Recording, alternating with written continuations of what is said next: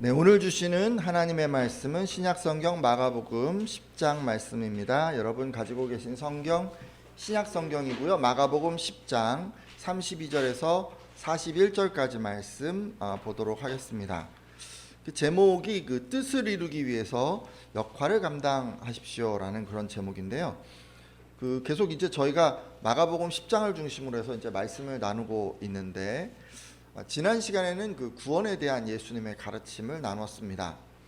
그러니까 구원을 얻기 위해서는 모든 것을 다 드리는 그런 믿음, 또 다 드렸어도 투자의 의미로 드렸다면 박해를 감수하는 믿음, 이런 믿음으로 나아가야 한다고 제가 말씀을 드렸습니다. 그러니까 예수님께서는 자신이 가진 것을 다 드릴 수 있는지 여부와 만일 다 드렸다면 박해를 견디어낼 수 있는지 여부를 확인함으로 그 사람이 구원에 이를 수 있는지 알 수 있다고 하신 것입니다. 굉장히 좀 이게 힘든 말씀이죠, 그죠? 근데 이제 이런 말씀만 딱 던지고 끝난 게 아니라 예수님이 직접 이 부분에서 모범을 보여 주셨습니다. 말씀을 통해서 한번 확인해 보겠는데, 마가복음 10장 32절에서 33절까지 말씀입니다. 예루살렘으로 올라가는 길에, 말씀이 긴데요, 같이 한번 읽습니다. 시작. 예루살렘으로 올라가는 길에 예수께서 그들 앞에 서서 가시는데 그들이 놀라고 따르는 자들은 두려워하더라. 이에 다시 12 제자를 데리시고 자기가 당할 일을 말씀하여 이르시되, 보라, 우리가 예루살렘에 올라가노니 인자가 대제사장들과 서기관들에게 넘겨짐에 그들이 죽이기로 결의하고 이방인들에게 넘겨주겠고 그들은 능욕하며 침뱉으며 채찍질하고 죽일 것이나 그는 3일 만에 살아나리라 하시니라. 아멘. 자, 여러분, 예수님께서는요 지금 3년간의 공생애를 지금 거의 맞춰가는 그런 시점이에요. 이제 지금 어디로 가고 계시냐면, 이제 곧 십자가를 지실 텐데, 이제 그 십자가를 지시기 위해서 예루살렘으로 지금 가는 길이세요. 네, 여기 묘사한 것을 보면 예수님이 서서 앞장서서 가신다라는 이제 표현을 했어요. 그러니까 굳이 그 얘기를 한 이유는 예수님이 굉장히 이렇게 막 다른 사람들은 주저하는데 예수님이 앞장서서 척척 하면 가자 얘들아 하면 다 끌고 가는 약간 이런 느낌 아닌가요? 저만 그런가요? 근데 그런 예수님을 보면서 제자들이 놀라고 두려워했다라고 지금 이야기를 합니다. 왜 이 사람들은 놀라고 두려워했을까요? 우리는 이어지는 대화에서 그 이유를 좀 추론해 볼 수 있습니다. 예수님께서는 예루살렘으로 가시는 길에 12 제자를 따로 부르셨습니다.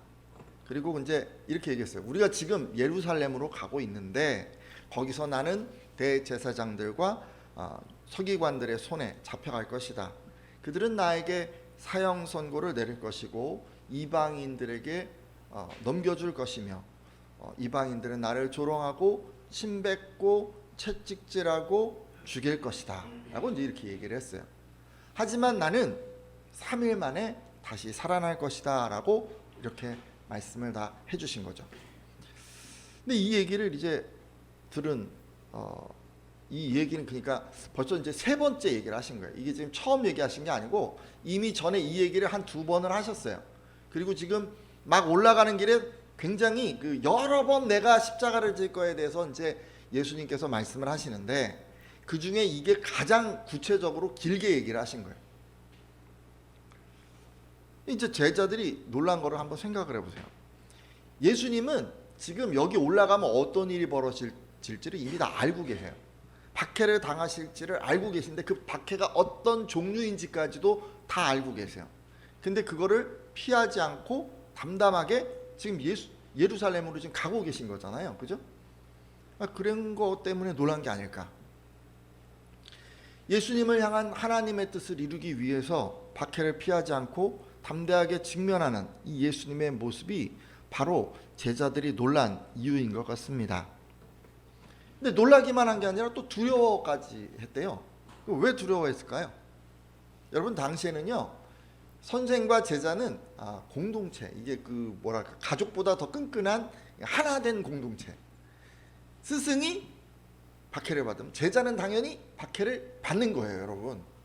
제자들이 왜 선생이여 그런 일이 일어나지 않을 것입니다라고 막 바짓가랑이를 붙잡느냐면 자기네들이 그런 고난을 당하기 싫어서 그런 거예요.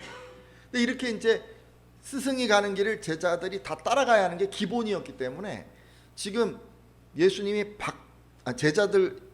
제자인 자신들도 예수님처럼 박해를 받을 것이고 또 그 박해를 받는 그 순간에 자기들은 막 피하고 싶잖아요. 도망가고 싶잖아요. 근데 어떻게 해야 되는 거예요? 예수님 이제 뭘 보여주신 거예요? 담담하게 그 박해를 받으러 가는 거예요. 피하지 않는 거예요. 근데 그것이 너무너무 무서운 거예요. 여러분 어떠세요? 우리도 혹시 제자들처럼 이렇게 놀라거나 두려운 마음 들지는 않습니까? 예수님께서요 점잖게 듣기 좋게 말로만 가르친 것이 아니에요. 직접 가르침과 일관된 삶을 살아가셨어요. 모범을 보여주셨어요. 근데 우린 그런 걸 보면서 막 놀랍니다. 아니 어떻게 저렇게 살아갈 수가 있을까 생각하면서 우리가 놀라는 거예요. 그리고 나 역시도 모든 것을 다 드릴 뿐만 아니라 저렇게 박해까지 감수해야 하는구나 라고 생각하면서 두려워하기까지 합니다. 맞아요. 우리도 예수님을 보면 늘 이렇게 놀라고 두려워하는 것 같습니다. 그래서 선뜻 박해를 감수하겠다고 나서지 못하는 것 같아요. 그게 그냥 우리 모습인 것 같아요. 자, 근데 다행스럽게 여러분 말씀을 딱 보니까 박해를 감수하겠다 이렇게 얘기한 제자가 딱 나온 거예요. 누구였을까? 그럼 궁금하시지 않습니까? 한번 확인해 보려고 하는데 마가복음 10장 35절에서 37절입니다. 마가복음 10장 35절에서 37절이요. 세베대의 아들 같이 한번 읽습니다. 시작. 세베대의 아들 야고보와 요한이 주께 나와 여짜오되 선생님이여 무엇이든지 우리가 구하는 바를 우리에게 하여 주시기를 원하옵나이다. 이르시되 너희에게 무엇을 하여 주기를 원하느냐? 여짜오되 주의 영광 중에서 우리를 하나는 주의 우편에 하나는 좌편에 앉게 하여 주옵소서. 아멘. 자, 지금 이 사람들을 소개하고 있는데 누구의 아들이라 그래요? 세베대라고 하는 분의 이 두 아들이에요. 야고보와 요한. 예수님께 와서 부탁을 했어요. 선생님, 저희들의 소원을 좀 들어주십시오. 자, 그러자 예수님께서 너희가 원하는 게 무엇이냐라고 물으셨습니다. 이에 이 두 제자는 우리를 주의 그 영광스러운 나라에 하나는 우편에 하나는 좌편에 그렇게 앉게 해주십시오라고 그렇게 말을 했습니다. 여러분 이때까지도요 제자들은 그렇게 생각했어요. 예수님께서 이 정복국 지배국인 이 뭐랄까 로마를 이제 다 몰아내고 이 유대 왕국을 재건할 거라고 생각을 했기 때문에 이들이 들어달라고 하는 소원은 뭐였냐면요, 예수님이 정치적으로 유대의 왕이 되실 때 그때 자신들을 2인자 3인자로 삼아달라는 그런 말이었습니다. 이 얘기를 딱 들으시고 예수님 가장 먼저 이렇게 물어보셨어요. 너희가 박해를 감수할 수 있는가? 라고 말이죠. 38절 39절 상반절을 보니까 예수님은 너희는 너희가 구하는 것을 알지 못하는도다. 내가 마시는 잔을 너희가 마실 수 있으며 내가 받는 세례를 너희가 받을 수 있느냐라고 물으셨습니다. 그러니까 이 말씀이 예수님의 그 잔, 세례 이제 이런 걸로 비유를 하셨는데 쉽게 얘기해서 박해를 너희가 받을 수 있느냐라고 물으신 거예요. 그러자 이 두 제자가 뭐라고 대답하냐면 할 수 있나이다. 할렐루야. 저는요 이 대답을 우리도 할 수 있었으면 좋겠어요. 할 수 있나이다. 너희가 나를 위해서 박해를 받을 수 있느냐라고 물었는데 이 두 제자가 할 수 있나이다라고 대답을 한 거예요. 이 모습만 보면요 이 두 제자가 정말 멋져요. 예수님께서 물으신 그 물음에 네, 할 수 있습니다. 영어로 하면 뭐죠? Yes, I can. 막 이렇게 대답을 하는 거 할 수 있습니다. 오늘 함께한 분들도 예수님께서 물으실 때 다 이렇게 대답할 수 있기를 바랍니다. 자, 근데요 조금 안타까운 건 또 뭐냐면 이들의 신앙이 조건적인 신앙이었다는 거예요. 그러니까 예수님께 모든 것을 다 투자를 하는데 근데 조건이 있어요. 뭐냐면 자기가 원하는 높은 지위를 얻을 수 있어야 하는 거예요. 그러니까 이제 이게 잘못된 신앙이었죠. 이런 제자들에게 예수님은 뭐라고 하셨을까요? 마가복음 10장 39절 하반절에서 40절까지 말씀인데 제가 한번 읽겠습니다. 너희는 내가 마시는 잔을 마시며 내가 받는 세례를 받으려니와 내 좌우편에 앉는 것은 내가 줄 것이 아니라 누구를 위하여 준비되었든지 그들이 얻을 것이니라. 아멘. 자, 예수님 이제 뭐라고 그러셨냐면 너희들이, 그러니까 이 두 제자가 박해를 당하게 될 것이지만 하나님 나라에서 얻게 될 그 지위는 예수님이 임의로 지금 특정 어떤 제자에게 주는 게 아니라 하나님 아버지께서 자격을 갖춘 사람에게 주실 것이라고 하셨습니다.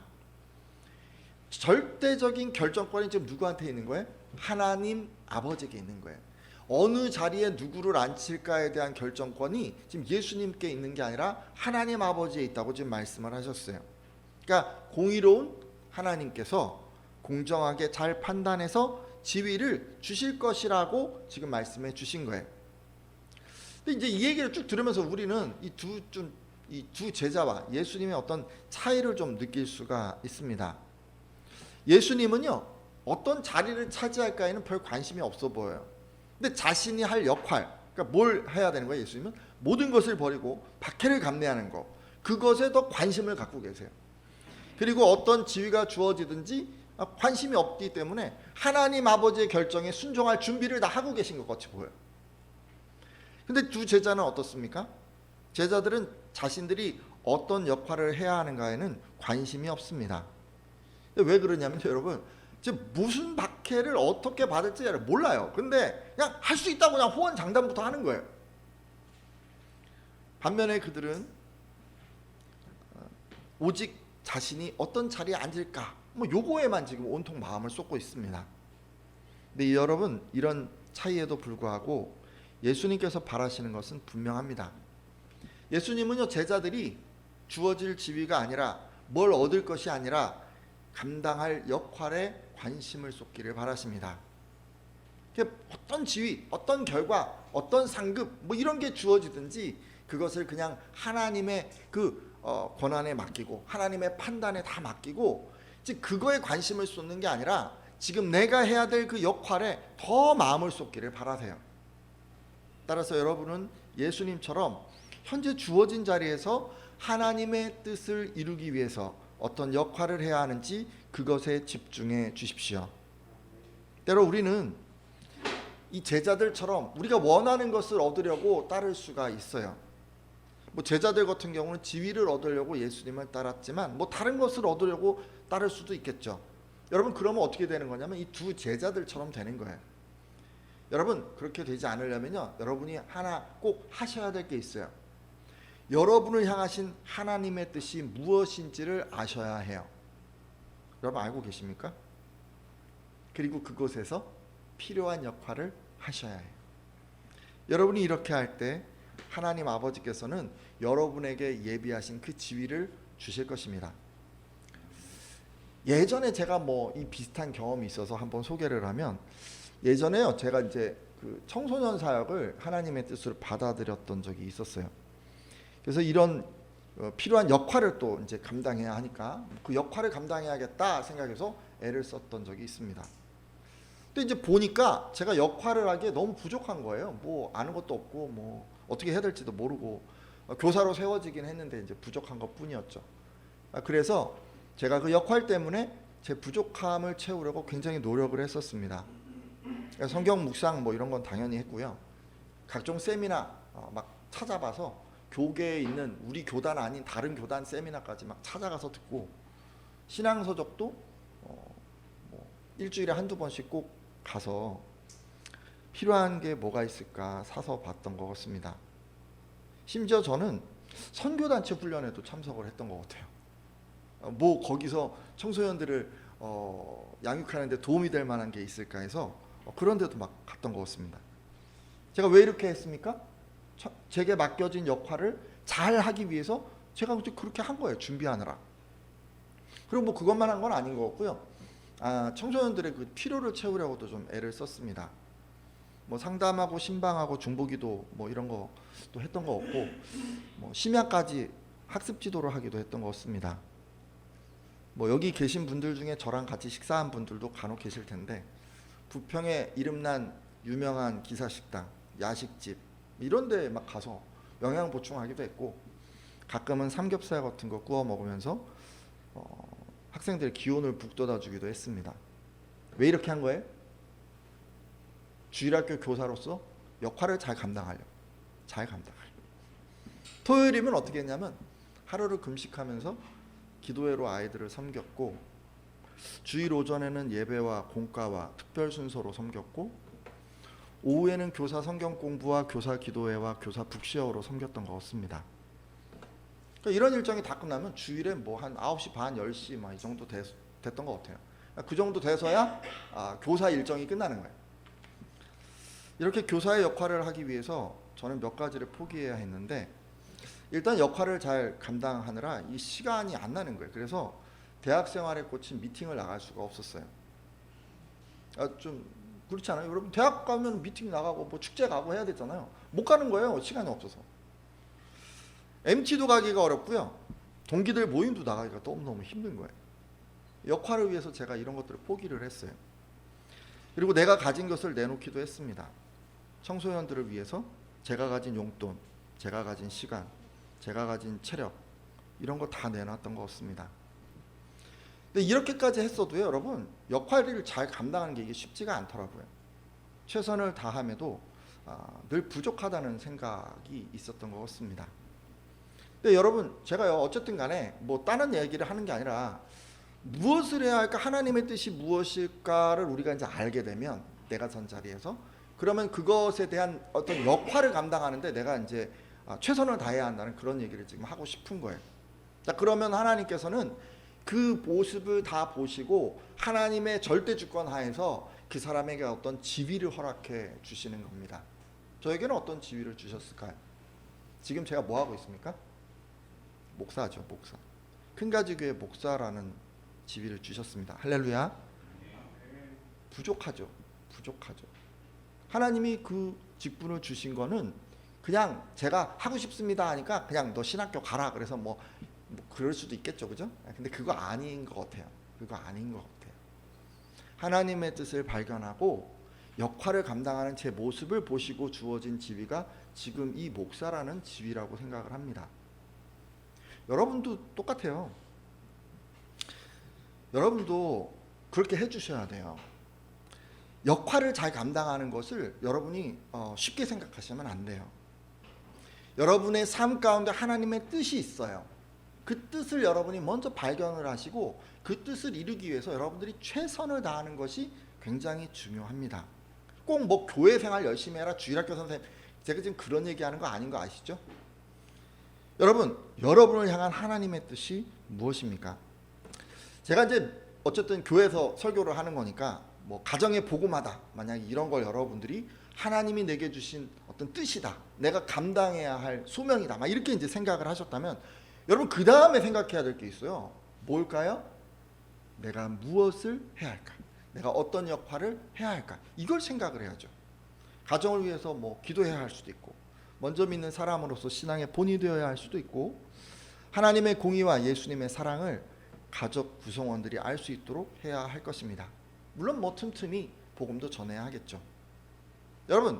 여러분이 만약에 가족에 믿지 않는 어떤 사람을 보면서 그 사람을 전도하고 그 사람이 구원받는 것이 하나님이 지금 내게 원하는 거야, 하나님의 뜻이야, 나를 통해서 하시려는 하나님의 뜻이야라고 여러분 만약에 생각하신다면 여러분 뭘 해야 합니까? 가만히 있으면 되는 거예요? 가끔 인사하고? 그런 거 아니잖아요. 뭔가 그것이 하나님의 뜻이라고 생각될 때 우리는 우리의 역할을 해야 합니다. 그렇죠?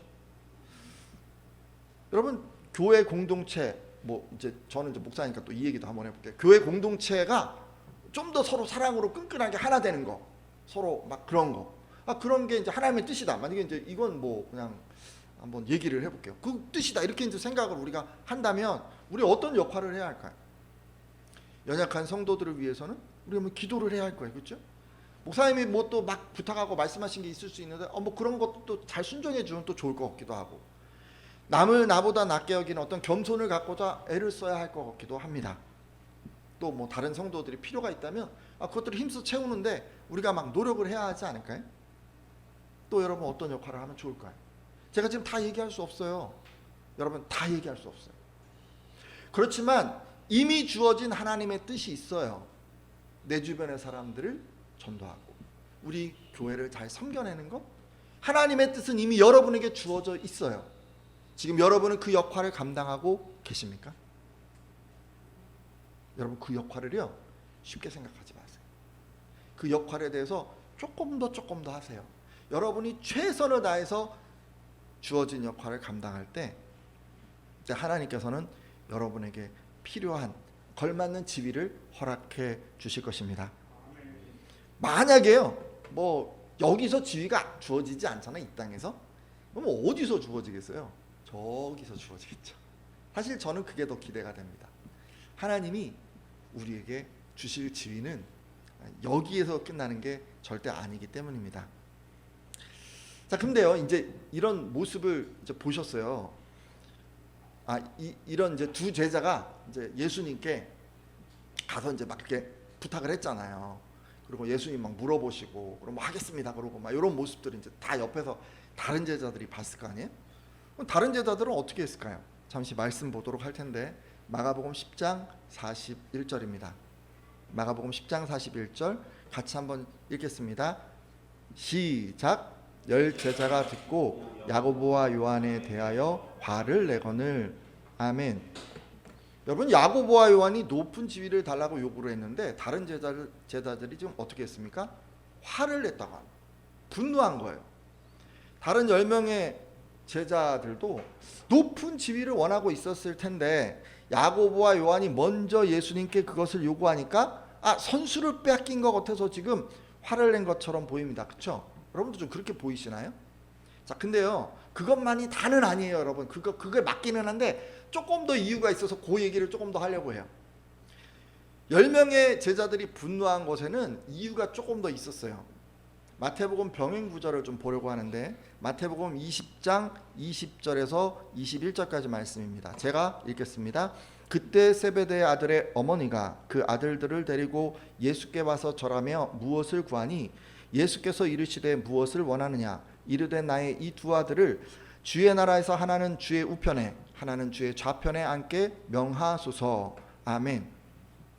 자, 지금 마태복음 20장에 같은 사건을 병행기술한 부분을 이제 봤어요. 자, 여기서도요 동일하게 이 두 제자는 뭐 영광스러운 그 나라에 하나는 뭐 우편, 하나는 좌편 이렇게 앉게 해달라고 이제 얘기를 한 거예요. 뭐 내용이 비슷해요, 그죠?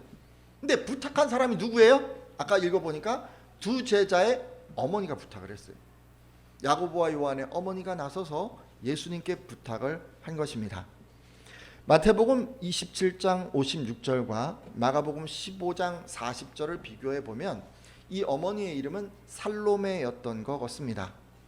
네, 성경학자들은 뭐라고 얘기하냐면 이 살로메, 두 제자의 어머니인 살로메는 예수님의 어머니 마리아와 가까운 친척이었을 거라고 추측을 합니다. 그리고 일부 학자들은 살로메가 마리아와 친자매였다라고까지 주장하기도 합니다. 자, 그럼 어찌 됐든 간에 뭐 가까운 친척이었나 본데, 그럼 이게 지금 어떤 광경입니까? 두 제자가 자기 어머니가 예수의 어머니와 가까운 친인척이고, 그럼 어떻게 돼요? 자기는 예수와 뭐 사촌지간, 육촌지간 뭐 이 정도 될 거 아니에요, 그죠? 뭐 친척이잖아요, 예수님이랑. 뭐 이런 관계, 특별한 관계를 이용해서 지금 뭐 하고 있습니까? 청탁하는 거예요.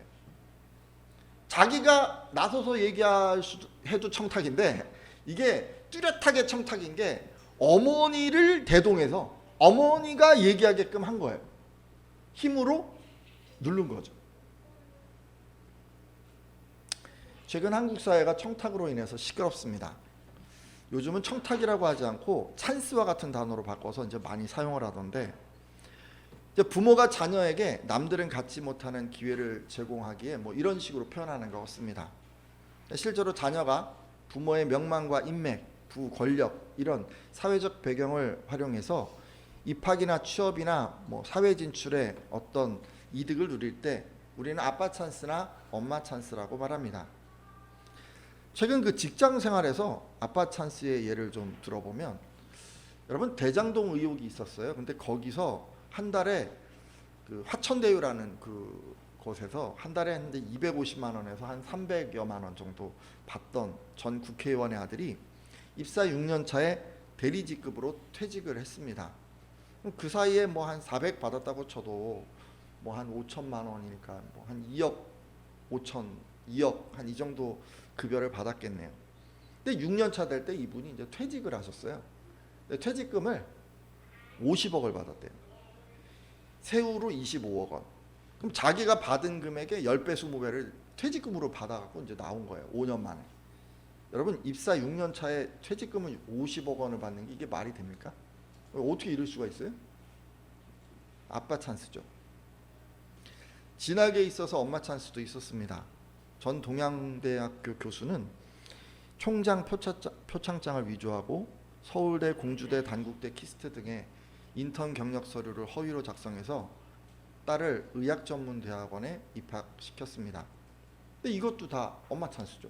교수니까 이걸 이제 할 수 있었던 거예요. 최근에는 뭐가 있습니까? 여러분 요즘 시끄러운 거 아시죠? 중앙선관위의 고위 간부가 자녀를 특혜 채용했습니다. 세간에서는 이것을 현대판 음서제라고 비유를 하던데, 여러분 음서제 들어보셨죠? 국사 시간에 옛날에 고려 조선 시대 얘긴데, 나라에 공을 세운 신하나 지위가 높은 관리의 자손을 과거 시험을 치르지 않고 곧바로 관리로 채용하던 그런 제도입니다. 근데 그 제도처럼 그냥 부모 잘 뒀으니까 부모 덕에 큰 노력 들이지 않고 취직하게 된 거, 뭐 이걸 이제 비꼬아서 현대판 음서제다라고까지 얘기를 하고 있습니다. 이런 일들이 이제 자꾸 있는 거예요. 근데 가장 큰 문제는 뭐예요? 이런 아빠 찬스, 엄마 찬스가 있을 때마다 공정하지 못한 세상에 대해서 사람들이 분노한다는 것입니다. 여러분 이런 거 보면 여러분도 분노가 일어나십니까? 여러분 이거하고 비슷한 것 같아요. 지금 여러분 마가복음 10장 41절을 보셨어요. 10제자가 2제자에 대해서 화를 냈어요. 왜 화를 낸 것 같아요? 엄마 찬스를 사용하려고 하니까.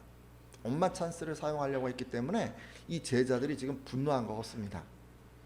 2제자가 자신의 어머니가 예수의 어머니 마리아와 친인척이라는 엄마 찬스를 사용해서 높은 지위를 청탁하니까 지금 나머지 10제자가 분노한 것입니다. 여러분 이로 우리가 알 수 있는 게 있어요. 청탁 또 뭐 그로 인해서 생겨나는 어떤 불공정, 이런 것은요 공동체를 무너뜨리게 됩니다. 기본적으로 그 구성원들이 분노에 가득 차게 만들고 분열시키고 서로 미워하게 만듭니다. 그러니까 절대 공동체 내에서 이 청탁, 불공정 이런 게 있으면 안 되는 거예요. 이것은 세상이나 교회 공동체나 예외가 없습니다. 여러분 이런 모습에 대해서 하나님은 어떤 생각이실까요? 뭐 기뻐하시지는 않을 것 같은데, 그렇죠? 실제로 시편 97편 2절을 보면 구름과 흑암이 그를 둘렀고 의와 공평이 그의 보좌의 기초로다라고 했습니다. 그러니까 이 말씀에서 하나님의 보좌를 이루는 가장 기본은 공평이다라고 하셨어요. 그러니까 하나님께서는 공평을 가장 기본적인 통치 이념으로 여기신다는 것입니다. 그리고 시편 45편 6절을 보면 하나님이여 주의 보좌는 영원하며 주의 나라의 규는 공평한 규이니이다 라고 했습니다. 공평한 규라고 하는 표현을 통해서 하나님 나라에서는 공평한 통치가 이루어진다는 것을 강조하고 있습니다. 여러분 그러면 이렇게 통치가 기본 원리고 하나님 나라에서 통치를 하실 때 막 공평하게 반드시 하신다. 아니 그렇다면 그 하나님께서는 우리들도, 하나님의 백성인 우리들도 공평하길 바라시지 않겠습니까? 여러분 그분은요 우리 안에 불공평, 뭐 청탁, 뭐 이런 거 있는 거 있잖아요. 불공정이라고 얘기할까요? 이런 거 있는 거 원하지 않으세요. 따라서 여러분 어느 곳에 있든지 공정하게 행동해 주십시오. 사실 우리가요 사회생활을 하다 보면 우리가 이제 인맥이 생겨요, 그렇죠? 그리고 인맥 중에는 뭐 능력 있는 분들도 있을 수 있으니까 때로 남들이 갖지 못하는 특혜를 누릴 수 있어요. 남들이 얻지 못하는 기회를 얻을 수도 있습니다. 이게 나쁘다고만 얘기하기는 좀 어려워요. 다만 여러분 좀 생각을 하셔야 돼요. 남들은 누리지 못하는 어떤 그런 기회나 이런 것들을 여러분이 누리실 때 그런 특혜나 기회가 다른 사람에게 손해나 불편함을 주거나 상대적인 박탈감을 안기게 된다면 여러분 그렇다면 그것은 피해 주십시오. 그런 것까지 감수하고 여러분 주변 인맥을 사용하시면 안 돼요. 여러분 공정하지 못하게 되는 거예요.